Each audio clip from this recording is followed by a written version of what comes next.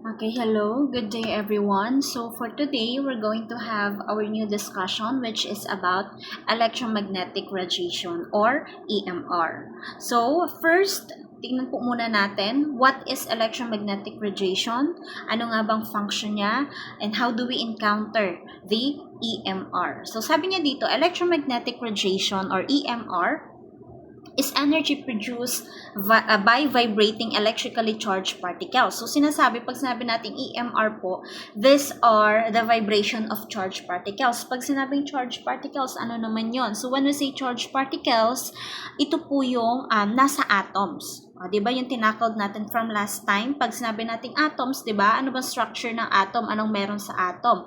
What composes atom? Diba ang atom natin has a proton, the neutron, and the electron. So, yung proton and electron po natin na yan, once they created this vibration, once that vibration happens within this electrically charged particles, ay nagpo-produce po sila ng energy. So, yung energy po na yon ay ang tinatawag nating electromagnetic radiation or the EMR.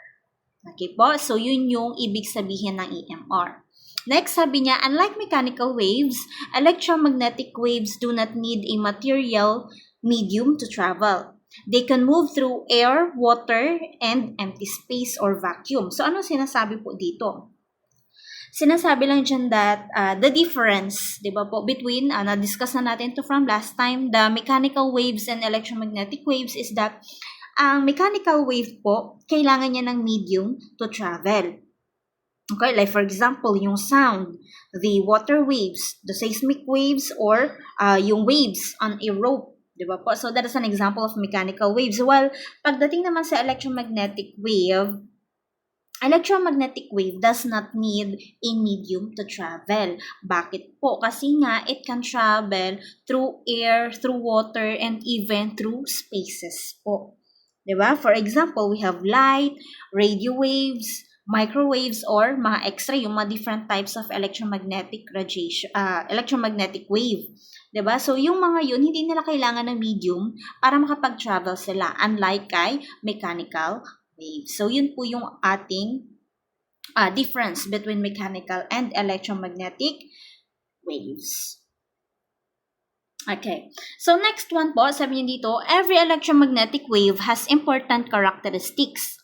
First, we have the wavelength, the distance between two identical points of a wave, for example, the crest to crest and the through to through. Okay po, so on this illustration, kung makikita po ninyo, is we have the different parts of a wave. Okay po, so last time we have discussed kung ano bang electromagnetic wave. We have discussed the different types of electromagnetic wave, which is, diba, pwede natin siyang balikan dito. What are the different types of electromagnetic wave? We have the frequency, the gamma rays, infrared, microwave, radio waves. We have the ultraviolet, the visible light, the X-rays, and the wavelengths. Diba po? So, yun yung mga different types of electromagnetic waves. Now, let us move on with the different parts. Gaano ba ka-importante sa wave sa ating electromagnetic, 'di ba? Or sa ating mga different types sa gamma rays, yan. Gaano ba ka-importante sa wave, and what are the different parts of a wave? Ayan, so kung makikita nyo po on this illustration, ayan, so ito po yung different parts ng ating wave. We have the origin. Pag sinabi po nating origin, pwede ba siyang pen? Ayan. Ayun. Pag sinabi po nating origin, ayan. So, yan po yung nakagitna. Yan yung surface natin, diba? So, that is the surface po. And then, we have here the wave, ayan. And the different parts. So, we have the wavelength, yung distance po ng crest with each other. Pag sinabing crest, ito yung pinaka-dulo sa taas ng wave. And we have the through. Pag sinabi namang through, ito yung curve pa ilalim po, pababa. Okay? And at the same time, we have this what we call the amplitude. Pag sinabing amplitude, yung distance po ng crest and ng through starting from the origin hanggang sa dulo ng wave po natin or ng crest and through. Okay, so for you to further understand, yan, isa-isahin po natin silang i-discuss. Okay, the first one is we have the crest. Sabi dito, crest is the highest point of the wave. So, kung ano yung pinakamataas na point po ng wave natin ay ang tinatawag nating crest. Ayan po siya. So, that is the crest.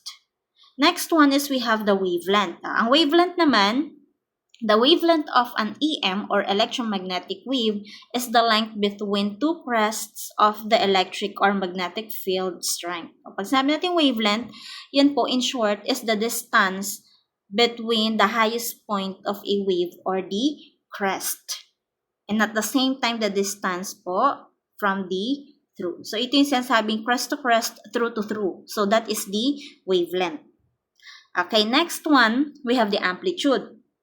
Pag sinabi naman natin amplitude, this is the number of complete waves passing a point in 1 second. It is measured in hertz or Hz.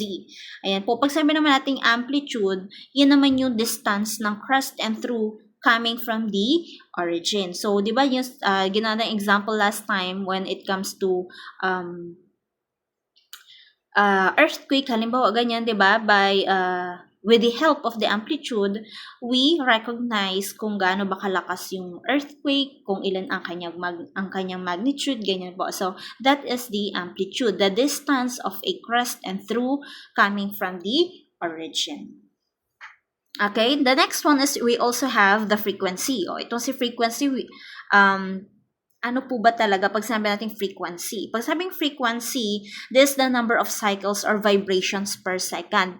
Katulad ng diniscuss natin dun sa electromagnetic wave, pag sinabi natin frequency, this is the repeated actions of a wave. Paulit-ulit na actions po ng wave natin. That is the frequency. Or more, literally, sabi dyan, is yung number ng cycles ng vibration per second. So, for example, we have here kapag high frequency, kung makikita ninyo, pag mataas ang frequency, mas compress po yung ating wave. Magkakadikit-dikit silang lahat. In comparison with the low frequency na wave, ay magkakalayo yung kanilang mga wave. So, that's the difference between high frequency and the low frequency. Pag sabi high frequency, compress ang ating waves.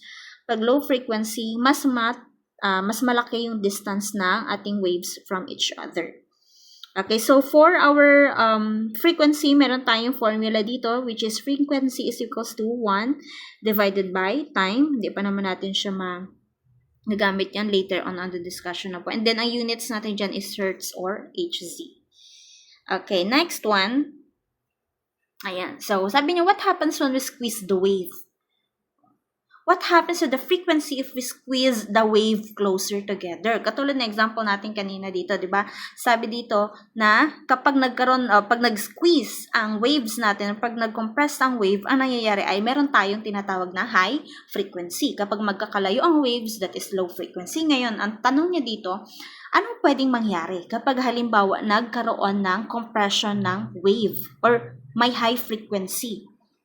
Diba? Ano kayang nangyayari? Anong meron? Diba? Sabi niya dito, higher frequency, shorter wavelength, more energy. Meaning, the more na mataas ang frequency, the more na mas maliliit lang ang wavelength. Pag sinabi natin wavelength, yung distance ng crest to crest and through to through. Kaya magkakadikit sila tignan. And at the same time, mas malaki po yung energy na napoproduce niya. Ano yung energy na yun? Yun yung tinatawag nating electromagnetic radiation or the EMR. Yung energy na pinoproduce na through vibration po ng ating mga electrically charged particles. So, ano yung mga electrically charged particles natin? We have sa atoms natin, we have the protons and the electrons. Ayan, so para ma-distinguish po ninyo kung ano yung pinagkaiba ng higher frequency and lower frequency more, ayan, we have here an example, the wave A and the wave B. Ayan po. So, sa wave A, kung makikita ninyo, mas malalaki ang distance ng wavelength natin. Okay, sabi niya, long wavelength, meaning meron siyang low frequency. Sabi niya, fewer waves in a given distance, which is called lower frequency. The more na mas malaki ang distance ng wavelength, okay po, meaning the more na mas mababa yung frequency. Then, the next examples we have here, is kung makikita po ninyo, di ba yung difference natin sa wave A and wave B, ang ating mga wavelengths ay magkakadikit or malalapit ang isa't isa. Shorter wavelength siya. So sabi dyan, shorter wavelength, high frequency. The more na nagko-compress ang mga wave, the more na mataas ang frequency niya. And more waves in a given distance, meaning it has a high frequency. Okay po, so sabi niya dito, wavelength decreases, the distance between wave becomes shorter. Kapag nag-decrease ang distance ng ating wavelength po, meaning nagkaroon ng compression. Ayan nangyayari, nagbabawas yung distance ng wavelength. Pag sabi niyang frequency increases naman, more waves fit into the same distance. Ayan po nangyayari, nag-compress, nagkaroon din ng compression or nangyayari ang pagtaas ng frequency kapag ang wavelength po natin ay nagde-decrease.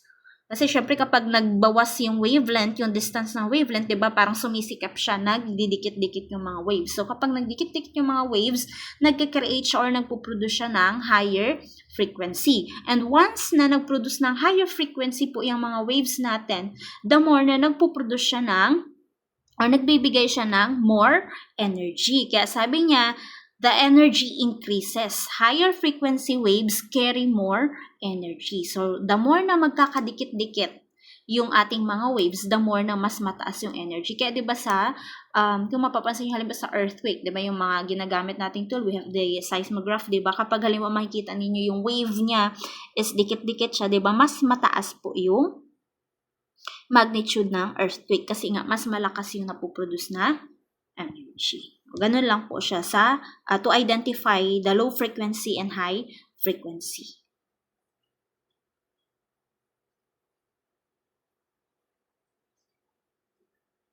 Okay, you have here examples. Frequency. Examples na ito. And then activity and this one.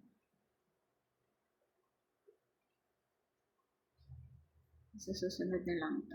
Okay po, so ayun na lang muna po ang i-discuss natin about the different parts of the wave, kung ano bang mga purpose nila, what is crest, what is true, what is amplitude, what is wavelength, and also identifying the high frequency to low frequency and what happens kapag nagkaroon ng compression between the waves or ano nangyayari kapag halimbawa nag-decrease ang wavelength, nag-increase ba ang frequency or nag-decrease siya, ano mangyayari kapag nag-increase ang frequency, magpuproduce ba ng more energy or mas less ang energy na mapuproduce niya. So, yun lang po muna ang ating i-discuss.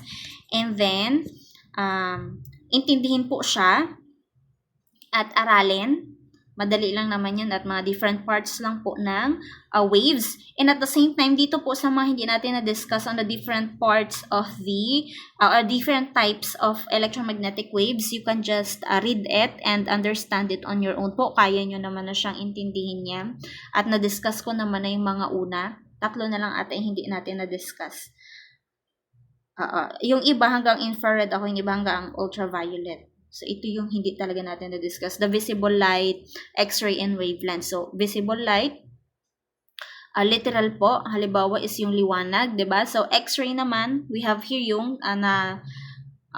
nabigay ko na po yun or nasabi ko na din po yan during our discussion, which is example natin which the X-ray machines, and we have the wavelengths. Literal po, pag sabi natin wavelengths, ito yung parts ng ating wave. Yan yung distance from crest to crest and through to through. Ayan po. So, you can just watch it on my YouTube channel. Isend ko na lang po yung link.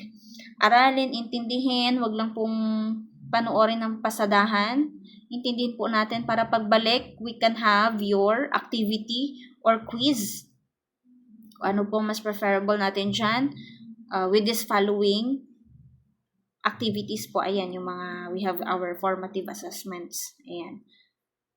Gawin na lang po natin yan. And then after that po, we have already discussed the electromagnetic wave, the electromagnetic radiation, and then we can now move on with electromagnetic spectrum.